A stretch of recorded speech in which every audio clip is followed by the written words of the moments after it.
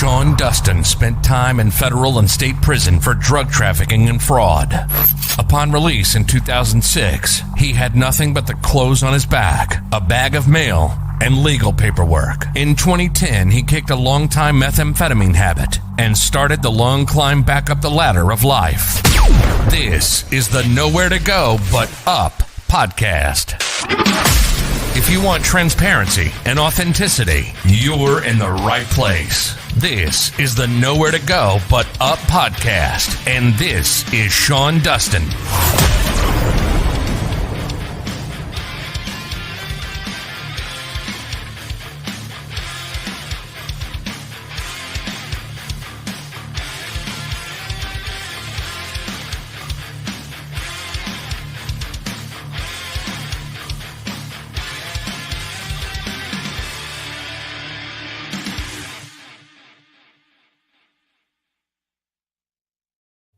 What's up, everybody? Thanks for stopping by the show. This is your first time listening. Welcome. If you're returning, welcome back. It's good to have you with us this evening. If you're watching on YouTube, do me a favor, thumbs the video up, hit that subscribe button in the corner. If you're on Facebook or any of the other platforms, please like or share. Any of the links that you're going to see or get flashed up on here will be in the description or the show notes. Podcast platforms, this will be releasing probably in a couple of weeks to those platforms as well. And if you're listening there, do me a favor and subscribe. We definitely need those subscriptions to boost up the visibility of the show. Also, website is coming. So I should have done this a long time ago, but better late than never. And we got all that stuff going on, plus the nonprofit that's being worked on as we speak. And that's going to be rolling out here probably in the next 6 months to a year. We're getting everything lined up for that as well. So looking forward to it. Big things coming in the coming months. So thank you for the support, and thank you for watching, listening, and being supportive of my mission and what we're trying to do here on the Nowhere to Go But Up podcast. My guest this evening is Levi Ferguson, also known as Levi the Passion Guy. And this dude's a phenomenal speaker. He's definitely an inspiration. I listened to him quite a few times, and I just had to have him on the show because he's just this energy that when he opens his mouth, man, it's like you can't help but to listen to him. So he's doing some great things with the youth up in Sacramento, California, and I'm lucky to have him here, and I can't wait to hear his story. So let me get him up in here. What's up, brother? Yo, it's Levi, the Passion Guy, aka the cat without a hat. What's up, Sean? How you doing, bro? I'm doing good, man. I'm doing really well. And thank you for making some time to come and talk to me and, let the listeners know and viewers out there what you're doing and a little bit about your story. You are an inspiration. The way that you come across, man, is you definitely captivate my attention when you speak. So thank you, man. Appreciate you, brother. And you know what? I love your story too. And I love what you're doing. I love your heart. And I just love the man that you are, man. You're a beast of a man, and I appreciate you. Oh, thank you, man. Thank you. Just trying to do my part and find my lane in this world, and do the best that I can to impact it in the most positive way I possibly can, making up for all of the things that weren't so positive that I brought into the world prior. So let's talk a little bit about you, though. Let's go, man. Let's wrap. Tell me a little bit about your background, man. You're a single mother, and it said your bio was drugs at 11. That's right. Yeah. So you want the full story or you want the short version? Lay it on me, man. We got time. All right, bro. So originally I'm from Atlanta, Georgia. I don't know if you could tell by the little twang, but I'm not originally from California. I am originally from Atlanta, Georgia. When I was born, there were 3 possibilities as to who my father was. All 3 of them struggle with addiction. 2 of them went to prison. 1 of them is dead. Never really knew any of them personally. Although what's interesting about that is that I did meet two of them when I was a teenager, 16, 17 years old. One of them I randomly met at a friend's house, walked into my friend's house, and he was like, "This is your dad." I was like, "No, it's not." And that was his uncle, you know what I mean? But turns out, for real though, he was a legitimate possibility at one time. And then another one of them, I actually used to sell crack to. I didn't know him very well, but had some interaction with him and used to sell to him. So that was my situation when I came into the world. And at the same time, my mom, she was struggling with her own crack cocaine addiction. So when I was born, she was around for, about 3 months. And then she abandoned me. And she was just pursuing her addiction out on the streets. Fortunate for me, like, even though she abandoned me, she did leave me with my grandparents. So they gave me a place to live. So I was fortunate in that regard, because there's a lot of people out there that, their parents, their mom abandons them for drugs and they didn't have anywhere to go. So they end up in the system or whatever. But for me, I did have my grandparents there. They gave me a home to live. They did try to teach me, the right things to do. But nonetheless, my mom was in and out of my life as a child. I do remember going to visit her many times in jail. I do remember waking up one Saturday morning. I was about 7 years old, and I could have swore that I heard my mom's voice. So I jumped out of bed. I was excited. I ran into the living room where my grandmother was at. And I was like, "Where's mom?" Because I didn't see her. And she was like, "Well, she's not here." And I said, "Yes, she is. I heard her voice." And she said, "No, she just called on the phone. She's in jail." And so at 7, I just remember that I just busted out crying. And, that really hurt me. But that was a repeating pattern throughout my life as a child. And so you can imagine the effect that has on a kid. So, honestly, at 11, I began to follow those same footsteps that my mother walked. I began to follow the same footsteps that my father, whoever he was, that he walked. So at 11, I began to smoke weed, drink alcohol, and started having sex. So my mom, she ended up getting married. And when I was 12, I went to go visit my mother and my stepfather, because I still live with my grandparents. But I went to go visit them, stayed the weekend with them. And I remember sitting down on a couch with my mom, and she reached under this coffee table and she pulled out this metal tin. And she opens up this metal tin, and right in front of me, she rolls a joint. And she looks at me and she says, "Do you want to smoke this?" And I thought she was trying to trick me. I was like, "I'm good. I'm good." So she got up off the couch. She walked out on the front porch and she said, "Come with me."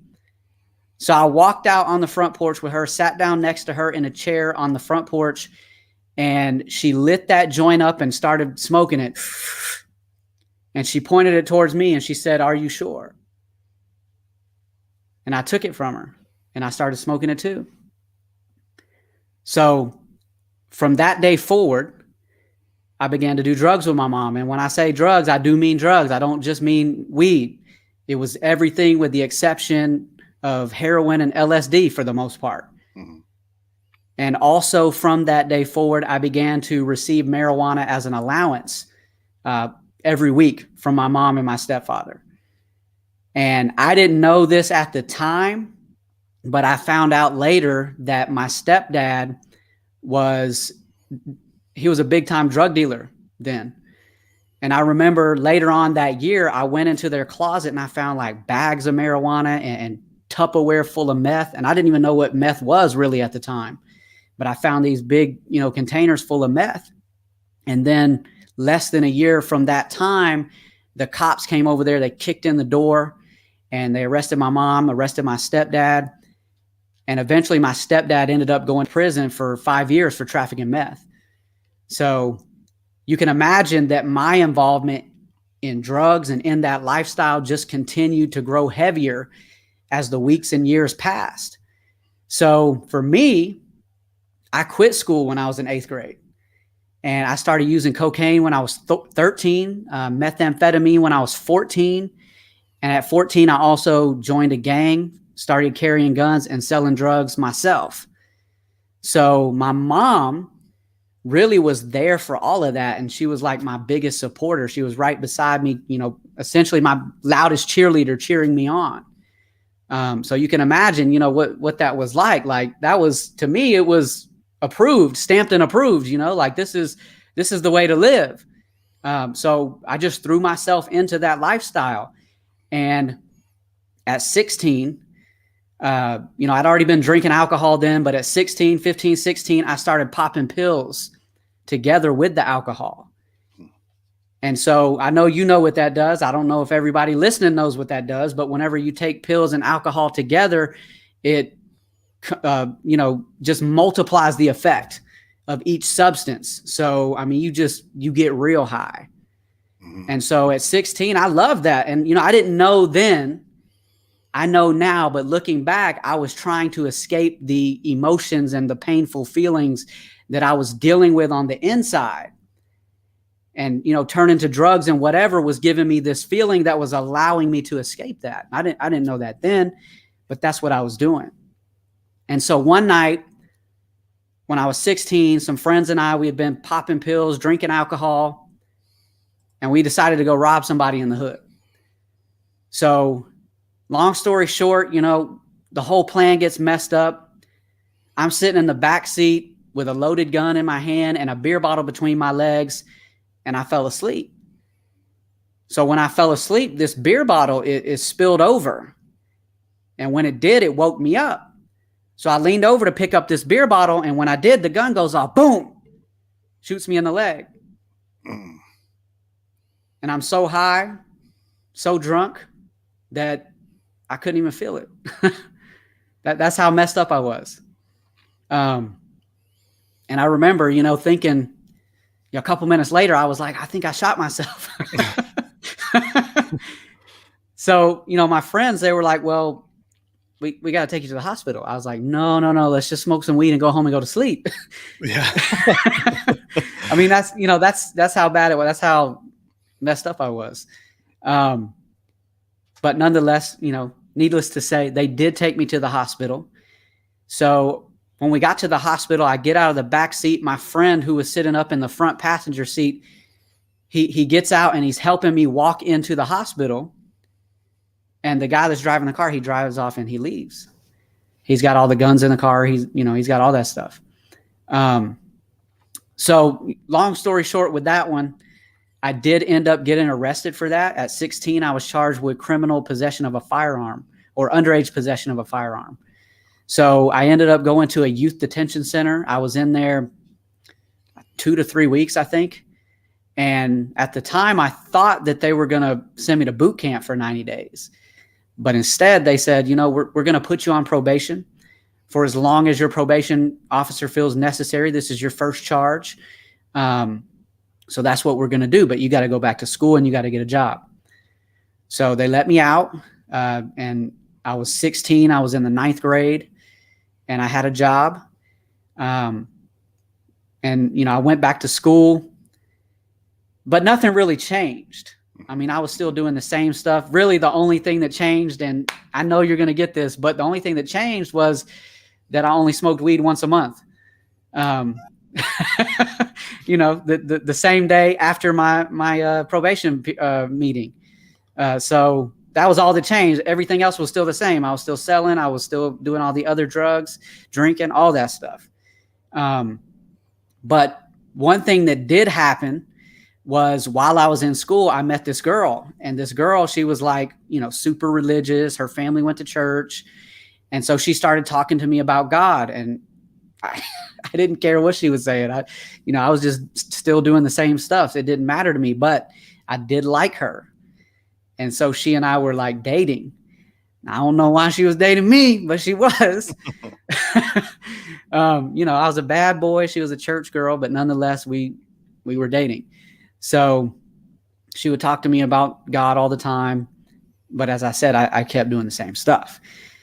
So 17 years old, I ended up getting arrested 2 more times First time I went to the gas station, I saw this guy. He had been talking trash about me. So I tried to fight him, and he didn't want to fight. So what ended up happening was I kicked the driver's side door of his truck, and I put this big dent in the side of his truck. And that day after he left the gas station, he went to the police station and he filed a police report against me.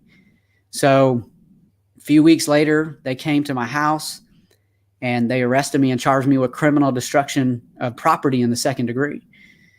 Took me to the jail. I was sitting in the holding cell, and I was thinking, and I was like, man, I really don't want to live like this. Like, why am I doing this? And so I got out. I got bonded out, and I tried to stop doing the things that I was doing, but it just didn't work. Mm-hmm. So just continued the same path. I could not escape my addictions or the things that I was caught up in. I just couldn't do it no matter how hard I tried. That year, same year later on, a friend of mine and I, we went to go pick up some meth, and we were on our way back, and I was driving a 1984 box top Chevy Caprice Classic, looked brand new. I mean, I bought it with drug money at 16. It was nice. It was a nice car, but it was a noticeable car. So yeah, me and my friend, we picked up the drugs. We're on our way back, and this cop passes me, and he knows my car. He knows that I don't have a regular license. He knows I've only got a learner's license, and he's pulled me over before while I was driving by myself or with somebody underage. So as soon as he sees that car, he turns those blue lights on, boom. And he's coming this way and I'm going that way. So he turns those blue lights on, he turns that car around, and my friend that's with me, he's older than I am. He's quite a bit older than me, but he's like, I got a warrant out for my arrest. He was like, you got to stop and let me out. So there's a neighborhood coming up on the right. I pull into this neighborhood. I thought I stopped, but I didn't, because when he opened the door, he just rolled out of the car. That's what I see, is him rolling on the ground. I pull off. I'm looking in my rear view. I see him get up off the ground. He takes off running, and the cop is pointing the gun at him. So I pull further into the neighborhood. I park at a cul-de-sac. I jump out. I ran through the woods. I tossed the drugs I had on me, and I got away. And he got away too. But there's one big problem, just one big problem. So the problem was that the car was in my grandfather's name.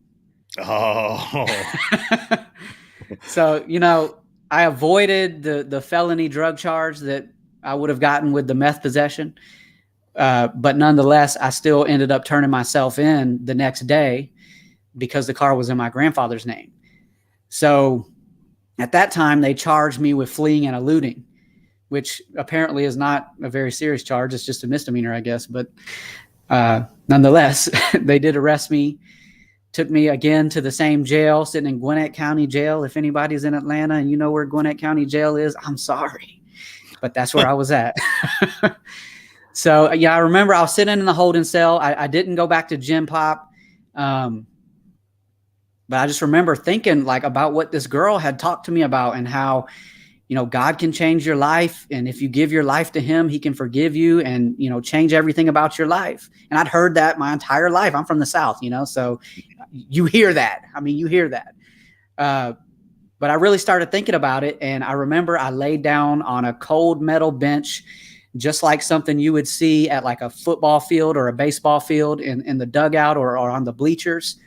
So I laid down on that bench and I prayed and I said, God, I don't want to live this way, but I know that I cannot change.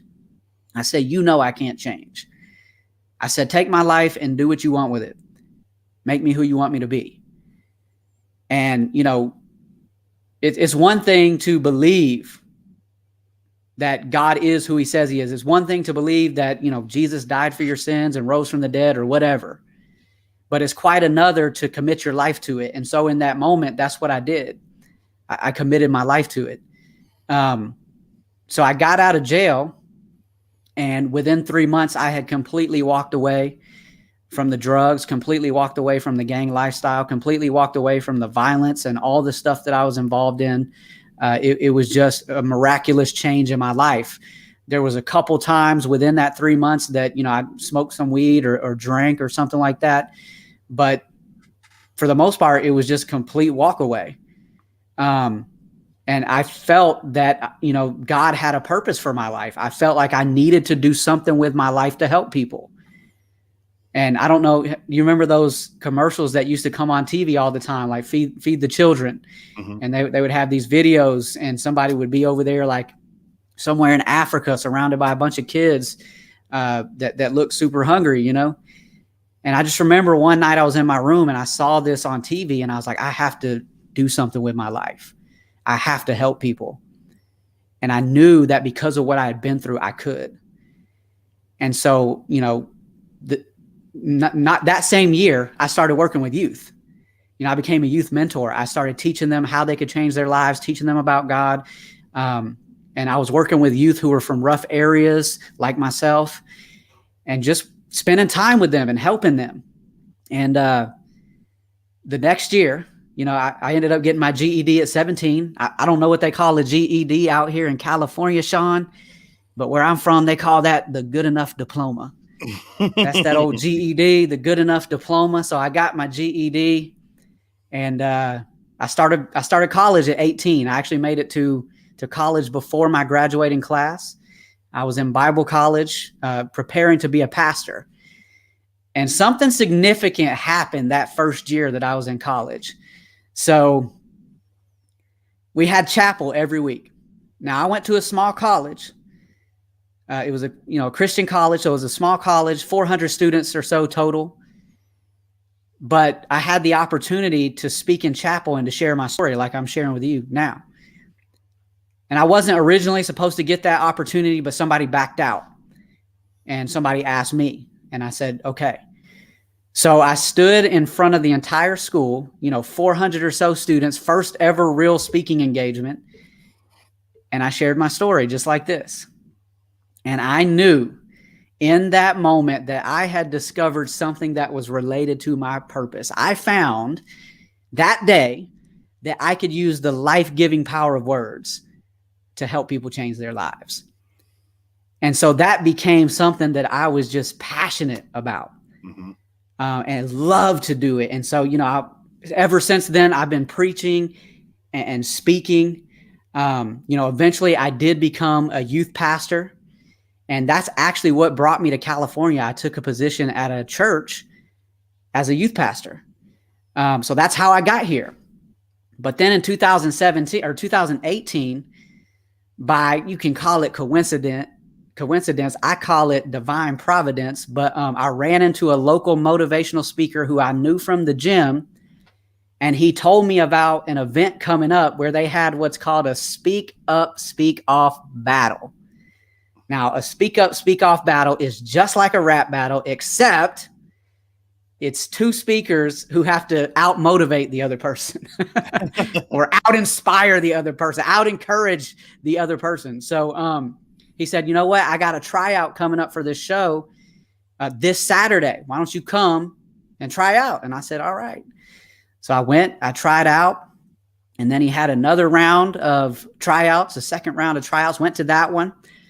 Nobody knew if you were going to be in the actual event until the night of the event. So showed up at the event, there was like 50 or so people that tried out for this event. And I was one of the 4 people who was chosen to speak at that event. And I ended up getting second place in that event. And so, God really showed me something through that. He showed me that I could use the gift of speaking for more than preaching in churches. And so that's when I stepped into the motivational speaking world. And you know what? That's pretty much how I know you, Sean, because if I had not had that connection to that world, I would have never met you, because my girl Eden Gold, she's the one that got me on Clubhouse. And that's where I met you, bro. So that's where I am today. I actually work full time with an anti-tobacco program. It's a nonprofit organization. And the purpose of our program is to reduce tobacco sales to minors. And what's crazy about this job, man, is, before COVID started, primarily what I did was go around and give presentations about the program in high schools. So even in my full-time job, I'm working with students, 15 to 20-year-olds, and speaking. So now I'm working on building a speaking career on the side as well. But just speaking has, using words has always been my passion, using words to help people. So what I do now, as far as speaking goes, I primarily speak to high school students. And you know what? I use the power of words to help them realize their potential, discover their purpose, and change the world. I help them own their stories and share their stories. And that's what I love to do, man. So that's my life up into the present. I do have two beautiful, beautiful kids. I have an 11-year-old daughter. Her name is Azaria. She is amazing. And I got a 7-year-old son. His name is Shiloh. He is the coolest dude around. And I love my kids, man. I love, love, love being a father. I think particularly because I never had a father in my life. I just love being a father. So that's my life. And that's where I'm at today, Sean. Man, thank you for having me on here, bro. I'm excited. Yeah, that's awesome, man. That's a great story. Thank you for sharing that. So what I want to ask you about being a dad. So since you didn't have one, do you find that you are like hyper vigilant about being a good father and being there and not being and making sure that you don't that you do everything that you can to facilitate their growing up in the right way and all of that stuff that goes with it? Absolutely, man. You know what? I have never missed a doctor's appointment. I've never missed a dentist appointment. I've never missed an athletic event. I've never missed even a special event that they had at school. So I am literally there for everything that they do. And I have a lot to learn as a father, but one thing that nobody can ever say about me is that I was not present and that I did not support them and that I wasn't there for them. So yeah, I try my best to just be there for them and to be the best that I can be for them. And I know that I have a lot to learn. And, I know that other people who grew up without fathers and now that they're dads, we all struggle with just feeling like sometimes that we don't know what the right thing to do is. We don't know how to do this father thing, do this dad thing. I think we all struggle with that who haven't had like a father present in our lives.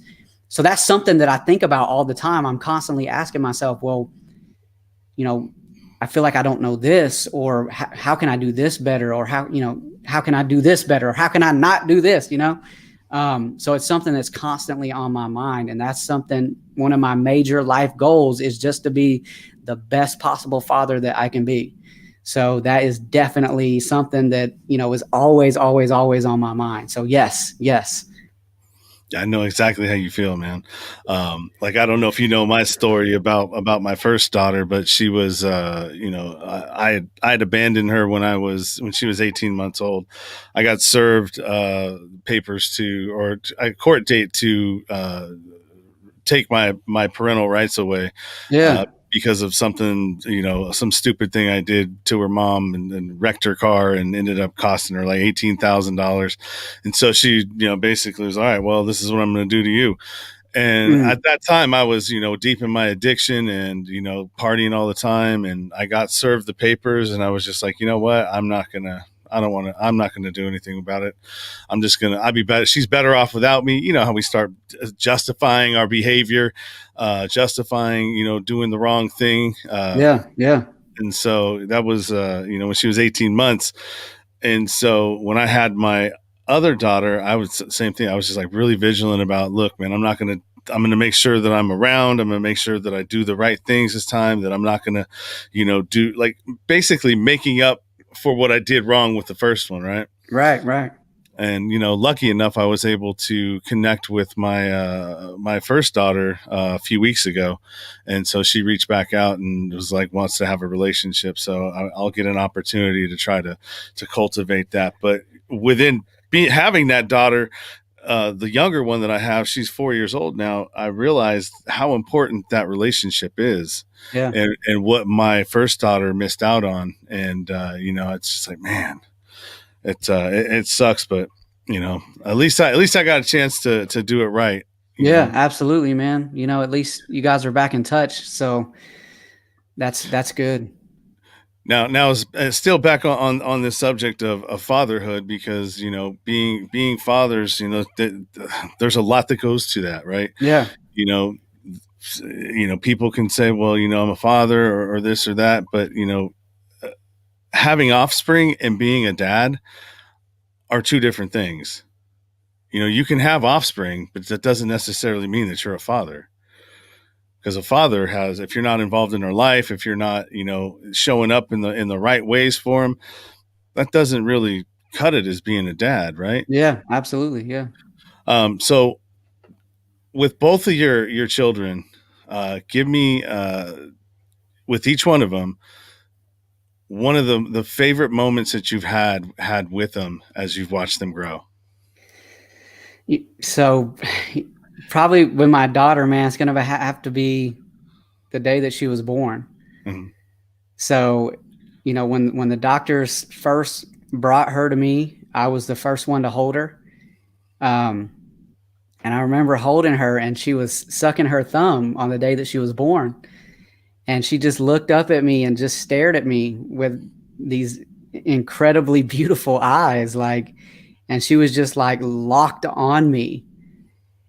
And to me, that was just one of the most powerful moments of my life. And, most of her life, she's been a daddy's girl. So that, I'll never, never, never forget that moment. That was a powerful moment for me, first kid. And she just, stares at me that way. For my son, recently I've seen that he's a lot like me. Mm-hmm. So, a lot of the things that we've done together, okay, I'll share this one. What we used to do all the time whenever we would go somewhere is he would dress up like Superman or, somebody, and he would want me to dress up as, say, Batman. So I do have this picture of he and I when he was probably 3. And he's got on this Superman shirt with the cape, and he had me in the Batman get up. So I had on a Batman shirt. And also I had on this Batman mask. So that was a cool moment. And we went to the store together, dressed like that, So we're walking around, Target or whatever in our Superman gear. And that was a really cool moment. Just for me and him to be connected in that way. So I love that. And it was beautiful. That's awesome. That's a good story, man. Yeah. I can relate to what you were talking about with your daughter, because for me, when the first time she smiled at me, it wasn't in the hospital. It was like maybe a month or two afterwards, and I was holding her, and she looked up at me and she just smiled at me, and whoo, Man. it was, just a flood of emotions came Right. through, Yeah. thinking about what I missed out with my other one and everything else. And it's just, dude, like I fell in love with her instantly in Yeah. in that moment. Yeah. So yeah, dude, being a father is it's not like, there's nothing else like it. Yeah. Yeah. Kind of the amount, like how deeply you love that child, man. It like when people, I used to, people would say that all the time. They're like, oh yeah, the love of your kid, you never know. And you're never going to know until you have your kids, what that's going to be like. And when I was, I say, yeah, whatever, man, shut up. You don't know what you're talking about. Yeah. Yeah. And when it happened, I was just like, oh, I get it now, because I mean that like you love something so much that it hurts. Yeah. Yeah. Right. Yeah. When you think about it, it's like, when I think of anything happening to her, it's just like this thing, man. So that's awesome. I love it. So as far as like your youth, mentoring youth, and the things that you're doing with the kids in the community, do you have an example or a story of somebody that you crossed paths with, that you helped out? Like what's your best, like, because when I think of somebody who works with kids, like you always take a liking to somebody, or you see a kid that like you see yourself in, right? Yeah. Now, is there any examples that you can give of a situation that maybe somebody that you helped out, you helped mentor, that touched you in a way that you'll never forget? Yeah, there's quite a few. A lot of them were, during my time as a youth pastor. So, there are a couple people that I worked with when I was living in Texas. I was down in Texas for about 4.5 years. I was a youth pastor at a Chinese church. Chinese church, bro. And I worked with several students there. And it's awesome to me because, I spent a lot of time with them. And there are two of them who ended up, pursuing becoming a pastor. And so for me, that was really cool to see that, because, like I said, I spent a lot of time with them, taught them a lot of different things, spent time training them on how to do a lot of different things, and just seeing them take that path was really cool. And, I would say another one too, before I left Georgia, there was a guy that I was working with. His name is Kenny. And I spent a lot of time with him and his brother. I mean, they were like with me like every day. And before I met them, they were into a lot of pretty crazy stuff. But just spending time with them, slowly and steadily, they walked away from that. And, they began to get their lives together and focus more on, becoming who they were meant to be. And they just started living completely different lives. And it was shocking to me to see that. It was dope, so that was a really cool experience. But, if you attach yourself to youth, you'll see that happen. They'll be stuck in these lives, rough family backgrounds where they're not really shown a lot of love at home, don't get a lot of affection. And then you come along and you start pouring love on them and just spending time with them and showing them that, what, you matter. Your life matters and you can make a difference. And over time, they start to believe that. They see that and they start to believe that and they start to live that way. And it's just powerful to watch that. It's amazing. Yeah, I can imagine, when you see somebody step into their purpose and actually take hold of who they really feel they are, it is really powerful. What misperception do you think people have about at-risk youth? I think that a lot of times people feel that they're just bad kids and that they're hopeless. They're going to follow the path of the statistics and they're just going to end up in prison or dead. And so what I would like for people to understand about these students, these youth, these kids, is that they have been through a lot of stuff, trauma. And for them, they are doing the best that they can to just survive what they're trapped in. So, they don't want to be bad kids. They don't want to do bad things. They just don't know anything else. Mm-hmm. And I would say that these kids and even people who are in prisons are, a lot of times, they are some of the most passionate people in the world. But, passion, and I love the word passion, but passion is like a fire. So you can do a lot of things with passion. You can do a lot of destruction with passion, but you can do a lot of good things with passion too. And so a fire that's uncontrolled, it destroys things. It burns things down. It destroys buildings. It destroys everything in its path. It destroys homes. It destroys lives, kills animals that are in the way. That's like the wildfires in California. When you can't control them, they cause destruction. But fire that's controlled, you can do a lot of good things with. You can create art. You can create buildings.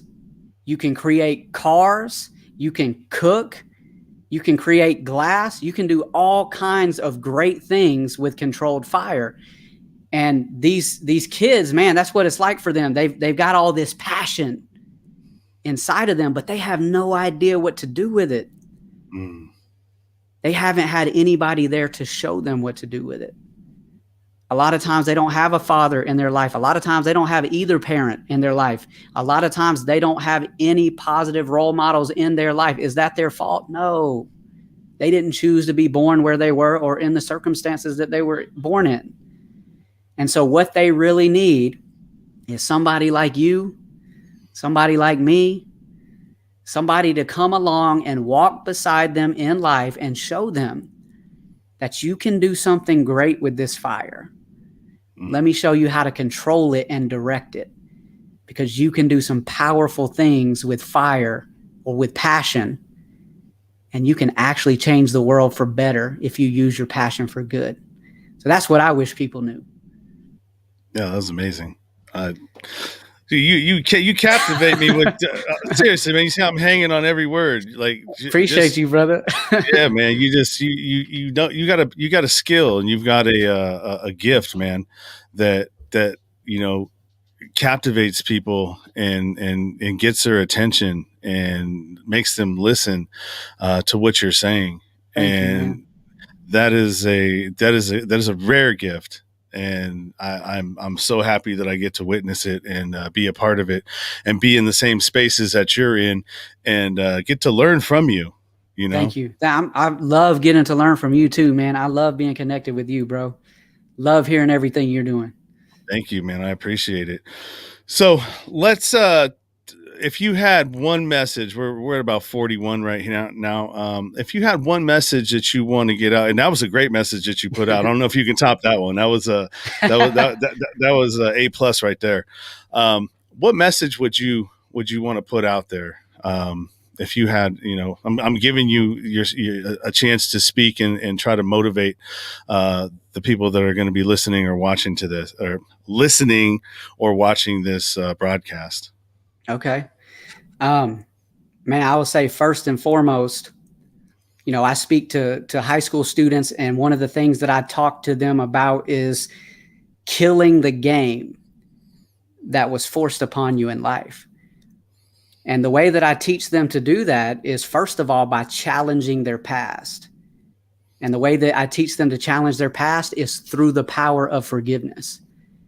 So, look, whenever you choose not to forgive, it's like you're allowing the person who hurt you to lock you in a cage, and you are giving them the key.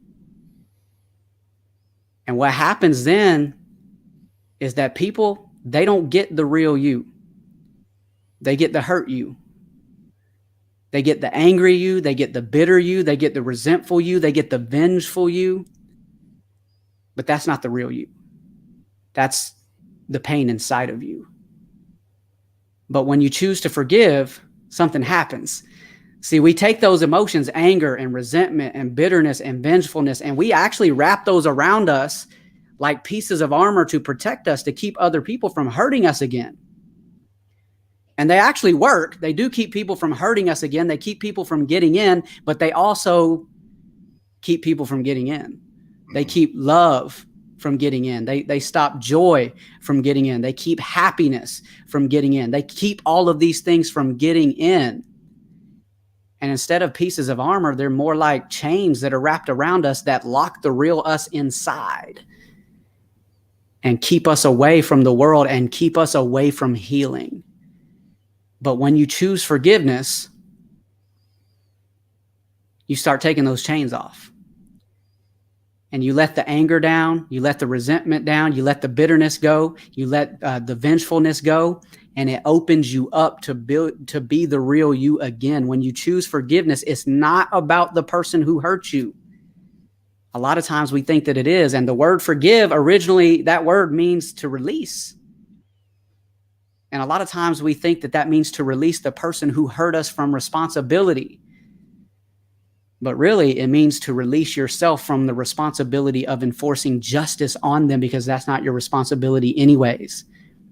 And it allows you to be free so that you don't have to carry this burden of anger and resentment and bitterness and vengefulness around with you, because that's a heavy burden and it doesn't let you be you.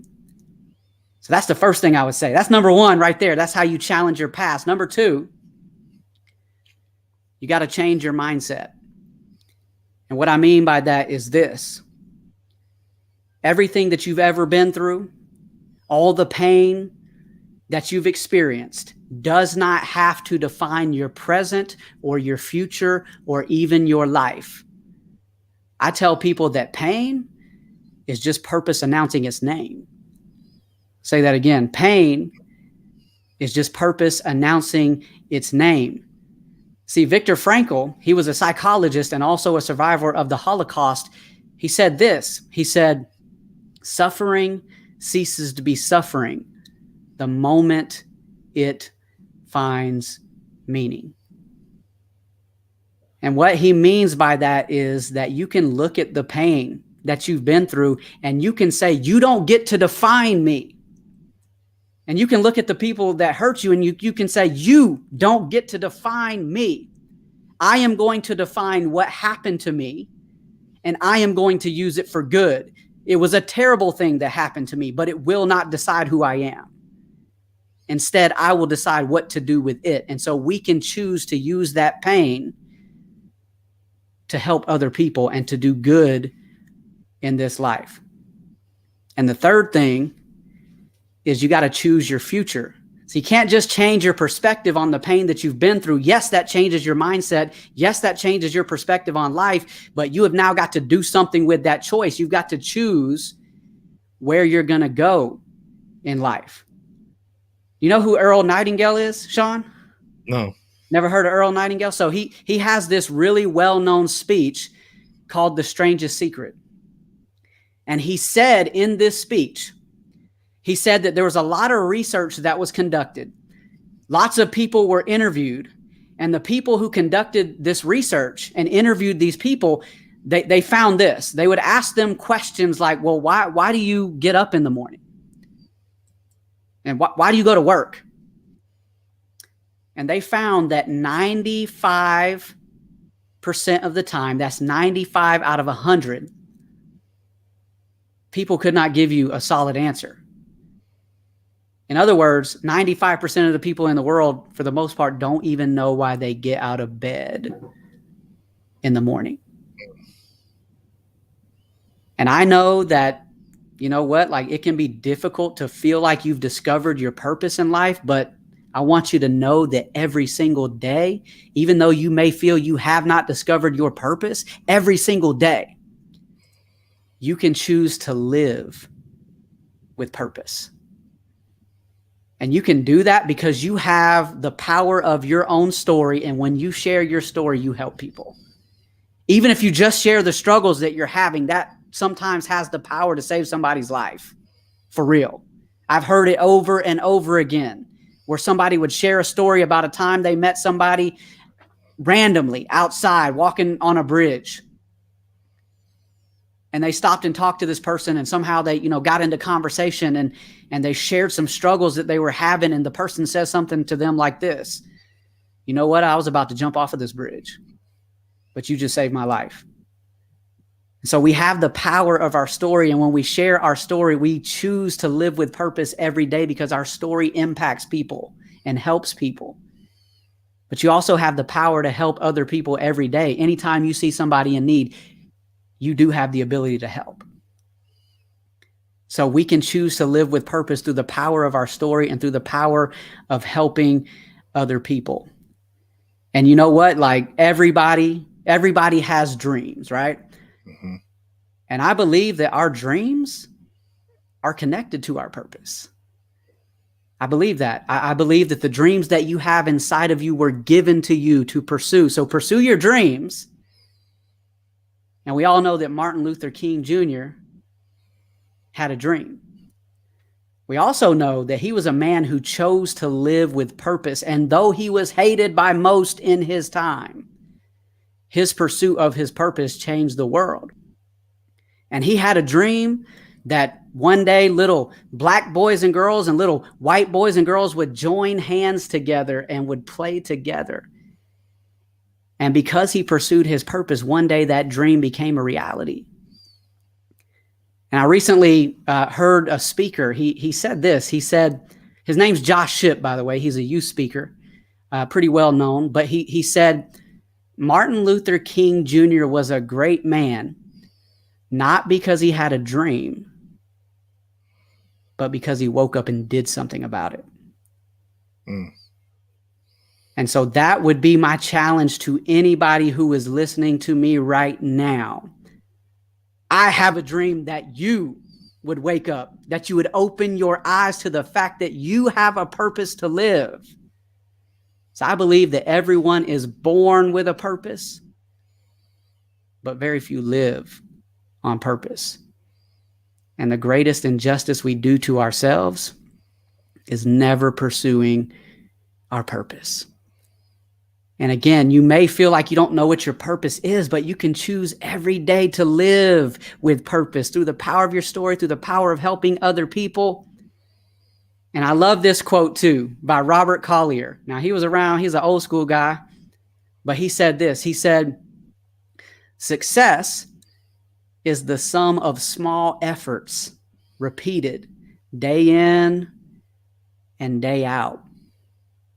And so every day when you choose to live with purpose by sharing your story and by helping other people, little by little, step by step, that has a massive effect on you achieving your purpose, as well as a massive effect on your success and your impact in life.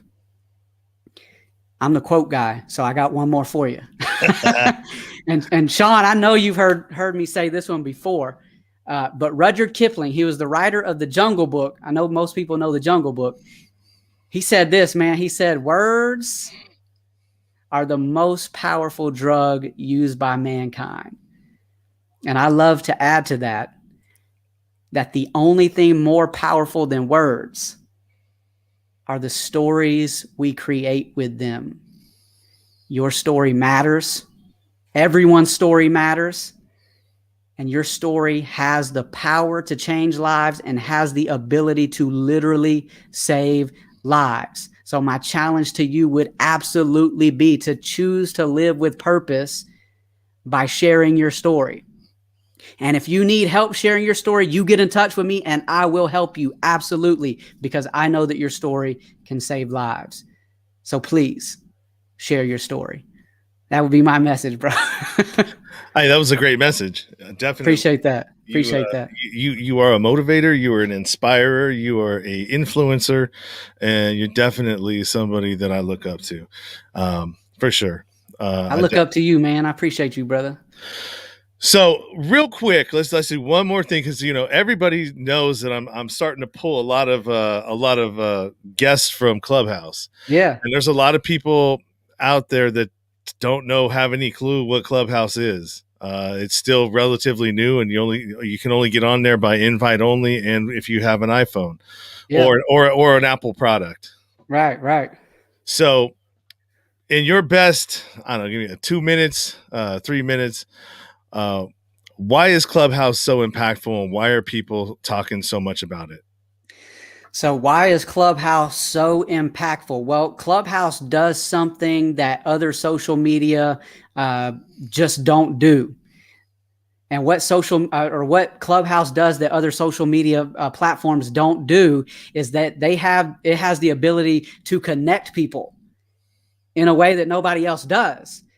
And so you jump on Clubhouse and you can literally go into all these different rooms that are focused around different things. And you can be in the presence of people who are really well known in those arenas, or you can be in small rooms with really cool people who are just chatting about something that they like.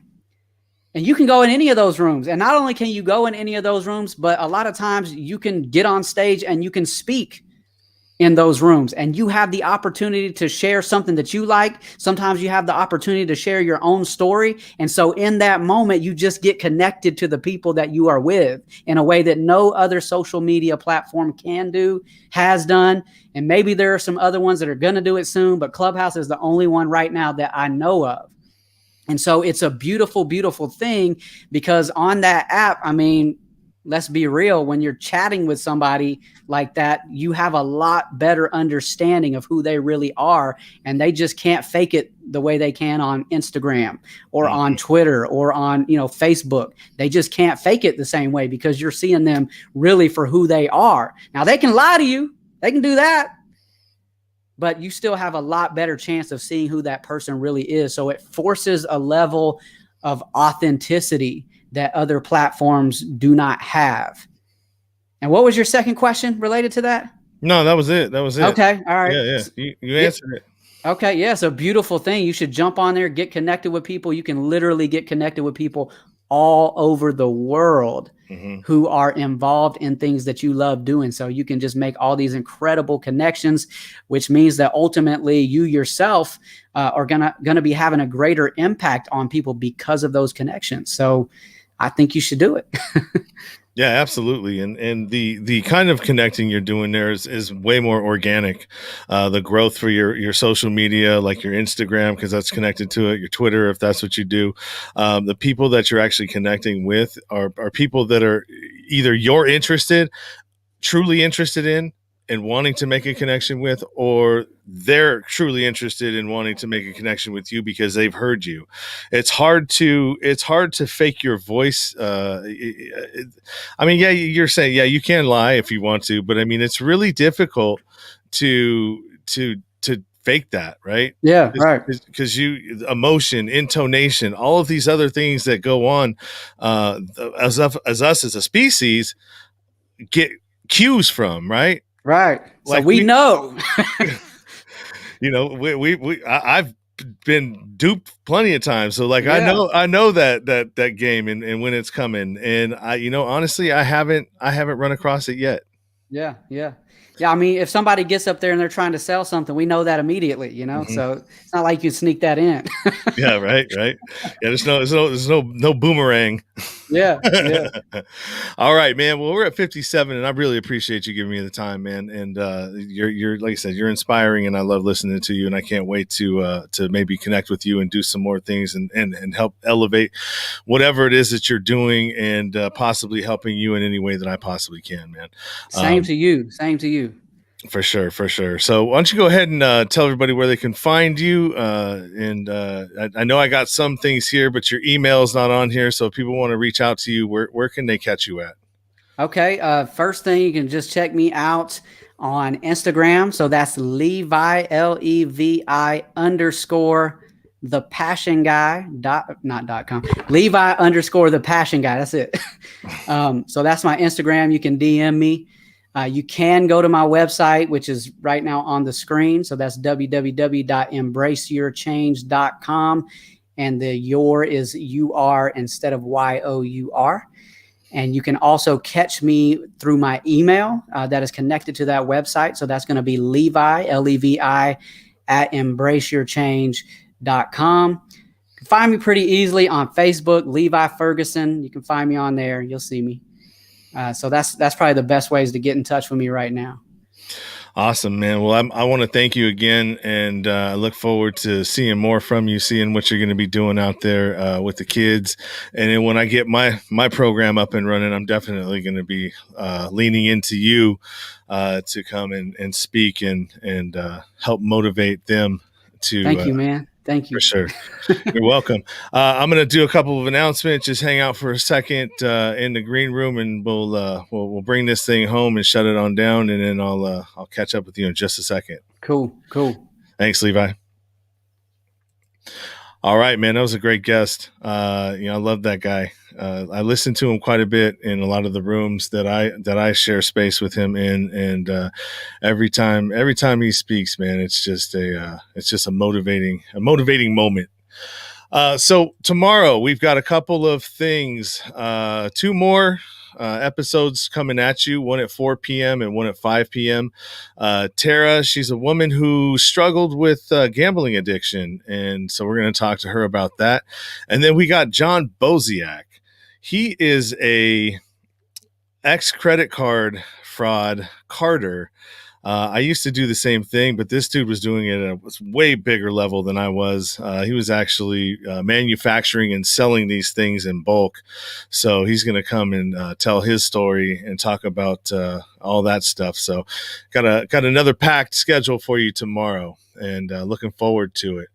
So why don't we go ahead and close this out? Usual manner. I'm not very good at closing these things out sometimes, but yeah, keep it 100, stay true to yourself, because there ain't no better way to be, man. Peace. You've been listening to the Nowhere to Go But Up podcast.